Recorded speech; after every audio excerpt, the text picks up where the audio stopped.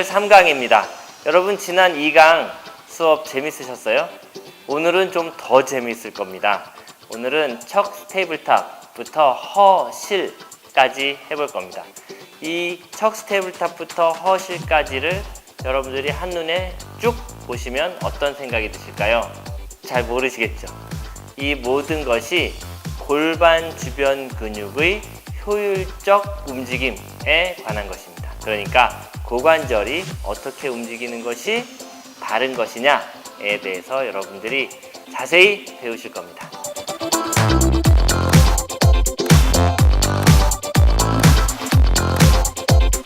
여러분들 기존의 테이블탑 자세는 몸통부터 대퇴골, 또 대퇴골에서 경골까지가 90도, 90도라고 익히 발표가 되고 전파되었습니다.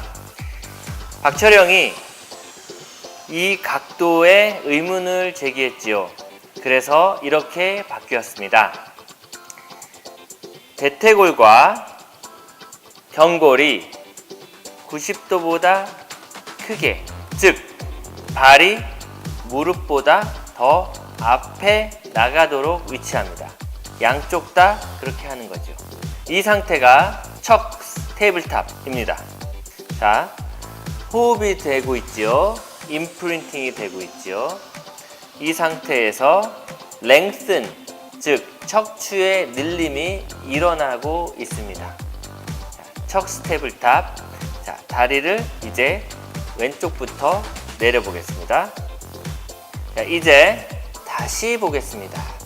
천층의 고관절 굴곡근의 긴장을 최소화한 상태에서 대퇴 근육의 긴장을 최소화하여 하겠습니다. 자, 오른쪽부터 골반이 흔들리지 않고,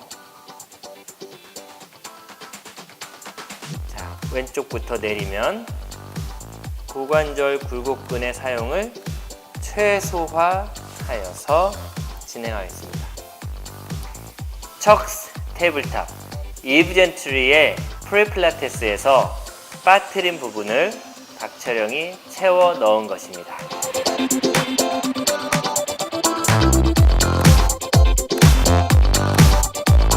자, 다음 Heels to the Ceiling 보겠습니다.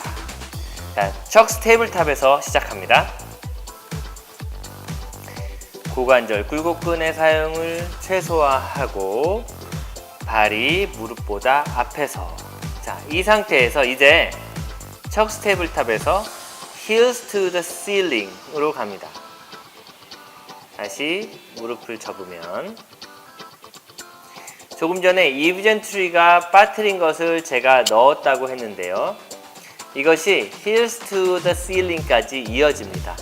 날숨에 뒤꿈치가 천정으로 향했다가 들숨에 무릎이 접히면서 원 위치합니다. 몸통은 호흡과 정렬, 또 랭슨, 즉 늘림을 유지한 상태에서 대퇴 근육의 사용을 최소화하고 무릎을 폈다가 다시 접는데요. 이는 중심부의 근육, 몸통에서부터 좌골, 좌골에서부터 뒤꿈치까지의 연결을 정확하게 했을 때 일어날 수 있는 동작입니다. 척추를 굴곡하지 않고 골반을 중립 상태에 둔 상태에서 좌골에서부터 뒤꿈치까지의 심상으로 연결해서 연습해 보세요.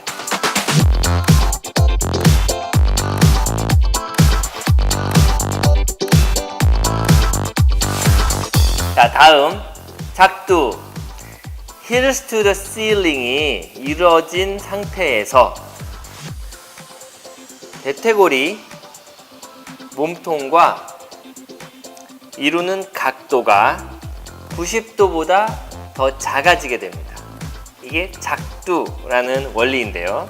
대퇴골의 전체를 싸고 있는 근육을 작용을 최소화하고 상태에서 고관절을 90도 이하로 다시 90도보다 크게, 90도보다 작게 움직일 때 대퇴골두가 골반강 안에 들어있는 것이 글라이딩, 미끄러지는 것을 느낄 수 있습니다. 이것이 작두라는 원리입니다. 이것을 테이블탑부터 다시 보겠습니다. 내쉴 때 다리가 떠오르고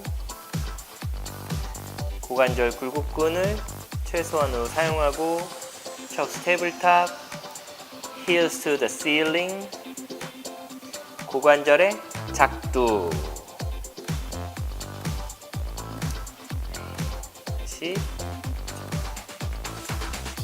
네, 이상 작두였습니다.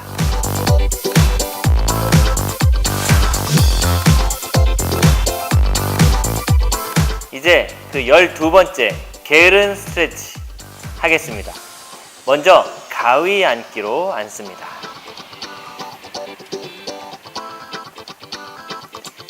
발은 매트 바깥쪽으로, 무릎은 긴장을 안 한 상태에서 가볍게 굽히시고요. 골반은 기울어졌나요? 지금은 그렇게 볼 수 없습니다. 왜냐? 다리를 위치하고 있는 방향을 보십시오. 네, 그래서 골반이 한쪽이 떠 있지만 지금은 정렬이 맞은 상태입니다. 네. 자, 지금은 왼쪽 대퇴골과 골반 이 사이를 도와주세요. 먼저 앞쪽으로 골반을 밀었다가 뒤쪽으로 골반을 움직이고 이렇게 앞, 뒤로 움직입니다. 이때 손을 대퇴골의 끝, 무릎의 위쪽을 잡아주는 것은 대퇴골을 안정시킨 상태에서 골반을 움직여서 말씀드린 대로 대퇴골두가 골반강 안에 삽입되어 있는 상태에서 움직임을 인식하는 중입니다. 앞으로, 뒤로, 앞으로, 뒤로, 위로, 네, 또 아래로, 또 위로. 자, 이제 반대쪽 보시겠습니다. 골반은 앞으로, 또 뒤로, 중립, 이제 아래로, 또 위로, 앞으로, 뒤로, 아래로, 앞으로, 위로, 뒤로, 앞으로, 아래로, 뒤로, 위로. 게으른 스트레치였습니다.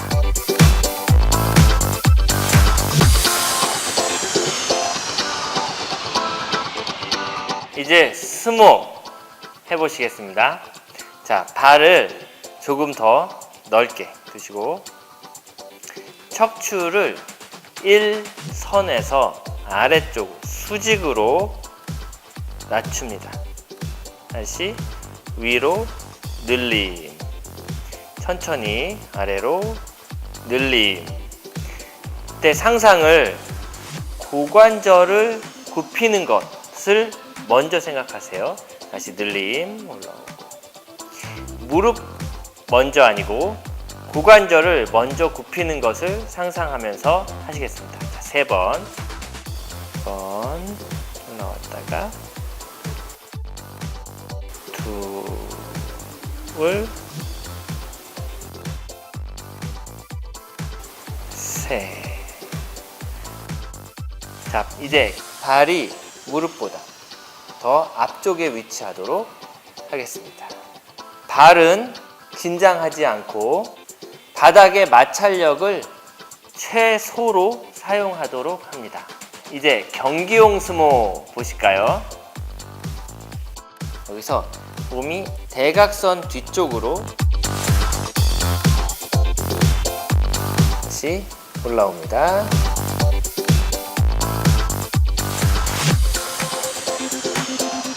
무릎과 발목에 부담을 최소화하고 몸통의 중심 근육을 사용하는 스모였습니다.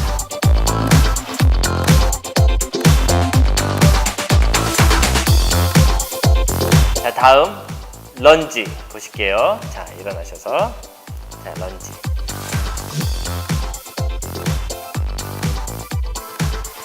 뒷발을 뒤쪽으로 보냈다가 이제 앞으로, 뒷발을 뒤쪽으로 보냈다가 앞으로. 자, 가운데 스모로 돌아와서 오른쪽. 뒷발을 뒤쪽으로 보냈다가 앞으로. 자, 뒷발을 뒤쪽으로 보냈다가 앞으로. 다시 돌아와서 일어납니다. 스모, 런지. 런지에서는 몸의 축이 수직선을 유지한 상태에서 앞뒤로 움직입니다.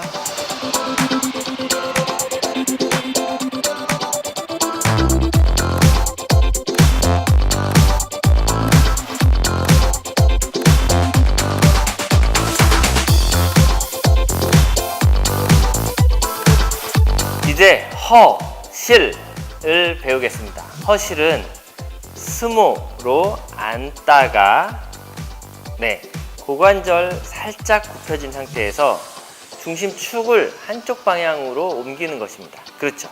그때 자연스럽게 실, 이 아닌 쪽이 허가 되는 건데요. 그때 뒤꿈치를 살짝 들어서 무게가 실리지 않은 것을 지금 볼 수 있습니다.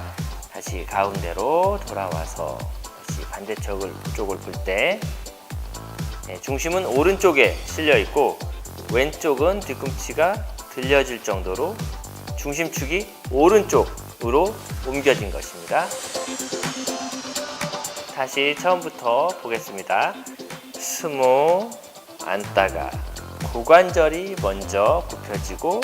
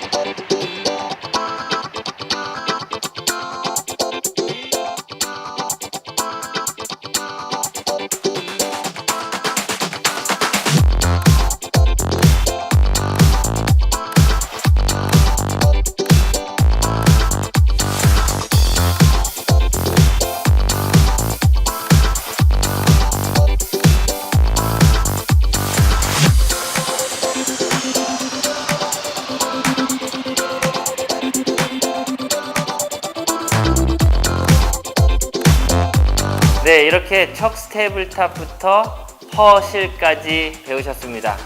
어떤 게 제일 어려우셨어요? 또 어떤 거는 좀 재미가 있으셨나요? 척 스테이블탑부터 허실까지 쭉 보셨을 때 골반 주변의 효율적인 움직임에 관한 것이라고 제가 말씀을 드렸었는데요. 고관절은요, 어깨 다음으로 크게 돌릴 수 있는 관절입니다. 여러분들 이제 각 방향으로 더 큰 동작 범위가 나오는 것을 배우셨기를 바랍니다. 다음 4강에서는 아로미부터 헤드 플로우까지 배웁니다. 여러분 용기를 잃지 마시고 계속 따라오세요.